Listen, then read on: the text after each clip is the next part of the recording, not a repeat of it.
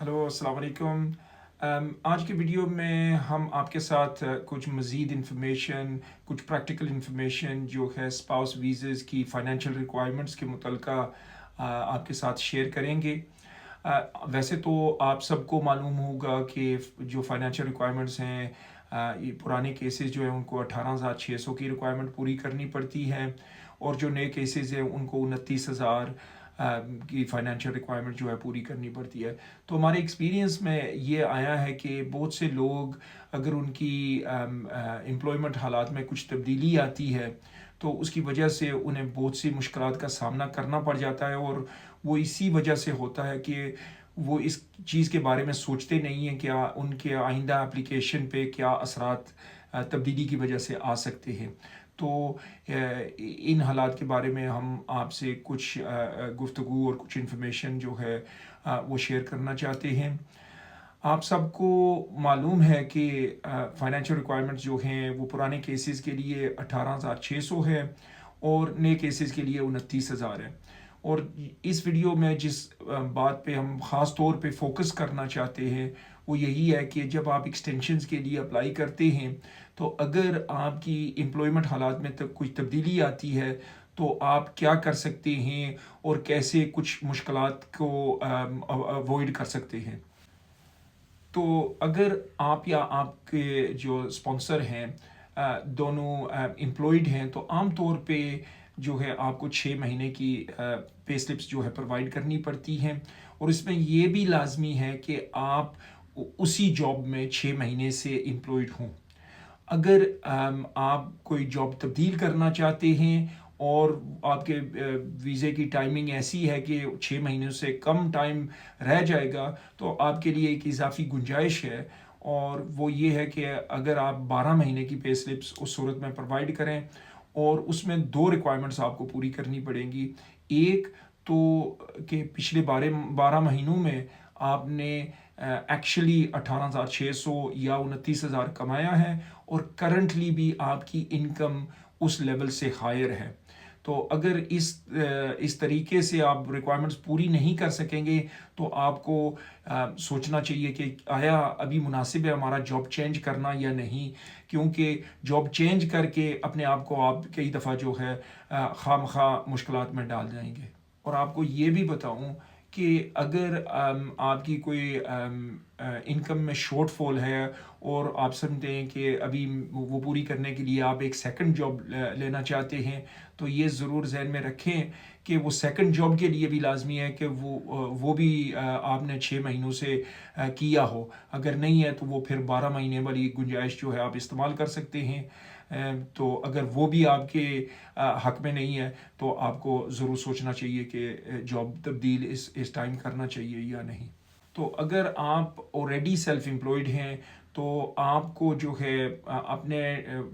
Tax year کی documents جو ہیں وہ پوری پرووائڈ کرنی پڑتی ہیں. سو فار ایگزامپل ابھی ہم دسمبر 2025 میں ہیں تو لیٹسٹ جو ٹیکس ڈاکیومنٹیشن کوئی بھی ابھی پرووائڈ کر سکتا ہے وہ ہے فرام April 24 to April 25. تو ٹیکس ایئر کی ہی ڈاکیومنٹس پرووائڈ کرنی پڑتی ہیں. اگر آپ نے for example self employment April 25 کے بعد شروع کی ہے اور آپ کا ویزا جو ہے ڈیو ہے April 26 سے پہلے، تو یہ جو ہے سیلف امپلائمنٹ کی انکم جو ہے آپ استعمال نہیں کر سکیں گے اپنے حق میں، اور یہ آپ کو مشکلات میں ڈال دے گا. تو اگر آپ امپلائڈ ہیں اور ساتھ ساتھ سیلف امپلائمنٹ بھی کر رہے ہیں تو یہ بھی ذہن میں رکھیں کہ ہر صورت میں یہ انکمز کمبائن نہیں کی جا سکتی. یہ انکمز اسی صورت میں کمبائن کی جا سکتی ہیں کہ اگر جو آپ کی امپلائڈ ارننگز ہیں وہ بھی اسی ٹیکس ایئر میں فال ہوتی ہوں. سو فار ایگزامپل اگر April 24 سے 25 کے ٹیکس ریٹرن آپ نے ہوم آفس کو دینے ہیں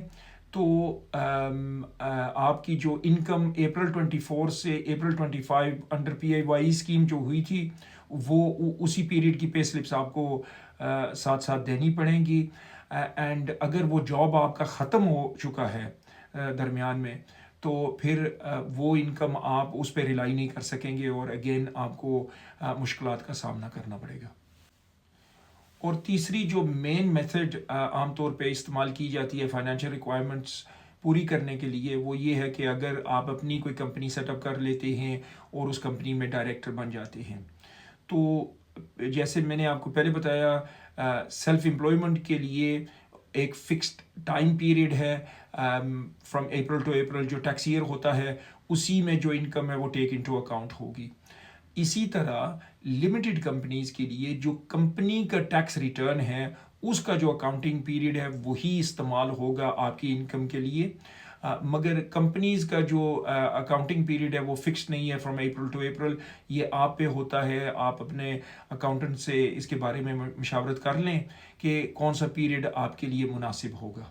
تو جب آپ کا اکاؤنٹنگ پیریڈ جو ہے وہ فکسڈ ہو گیا تو اسی اکاؤنٹنگ پیریڈ کے اندر اندر جو بھی آپ کی انکم ہوئی ہے، چاہے وہ ڈویڈنڈز کے تحت ہو، چاہے وہ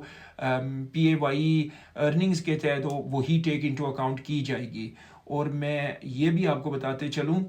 کہ اگر آپ سیلف امپلائڈ ہیں اور ڈائریکٹر بھی ہیں ایک سیپریٹلی ایک کمپنی میں، یہ انکمز آپ جو ہے کمبائن نہیں کر سکیں گے. مگر اگر آپ کی لمیٹڈ کمپنی ہے اور آپ کے پارٹنر جو ہیں وہ کہیں اور کسی بزنس میں کام کر رہے ہیں تو وہ انکمز جو ہیں کمبائن کی جا سکتی ہیں. مگر اگین اس میں یہ ایشو آپ کو ذہن میں رکھنا چاہیے کہ ان کی جو کمپنی کا ٹیکس ریٹرن ہے اس کا جو اکاؤنٹنگ پیریڈ ہے اسی پیریڈ کی جو پے سلپس ہے اپنے پارٹنر کی وہ استعمال کی جا سکیں گی، اس کے بعد کی نہیں استعمال کی جا سکتی. تو اس سارے کا ایڈوائس کا خلاصہ یہی ہے کہ اگر آپ کا ویزا ڈیو ہے ان قریب تو اپنا جاب یا اپنی امپلائمنٹ سٹیٹس چینج کرنے سے پہلے آپ مشاورت کر لیں کہ یہ تبدیلی کی وجہ سے آپ کے اپلیکیشن پہ کیا اثرات ہو سکتے ہیں. کیونکہ ہم دیکھتے ہیں کہ بہت سے لوگ آتے ہیں، ان نے ایک دم فیصلہ کیا ہوتا ہے یا تو امپلائمنٹ کیٹیگری میں جاب چینج کیا ہے تو اس کی وجہ سے کچھ مشکلات آ جاتے ہیں، زیادہ مشکلات آ جاتے ہیں کہ اگر وہ امپلائمنٹ سے self employment half way through the tax year جو ہے وہ جمپ کرتے ہیں تو انہیں احساس نہیں ہوتا کہ اس کی وجہ سے کوئی پرابلمز درپیش آئیں گی، اور اس سے مزید زیادہ مشکلات کا سامنا کرنا پڑ جاتا ہے کہ اگر آپ لمیٹڈ کمپنیز میں آ جائیں. تو یہ ساری تبدیلیاں کرنے سے پہلے ضرور مشاورت کر لیں جاب چینج اور سٹیٹس چینج کرنے سے پہلے، تاکہ آپ یہ پرابلمز جو ہیں اوائڈ کر سکیں. اور مجھے امید ہے کہ آپ اس ویڈیو سے مستفیض ہوئے ہوں گے. اگر آپ کو کسی بھی مشورے کی ضرورت ہے تو آپ ہماری ٹیم سے رجوع کر سکتے ہیں. اور آخر میں میری طرف سے اور میری پوری ٹیم کی طرف سے آپ سب کو نیا سال مبارک ہو ان ایڈوانس.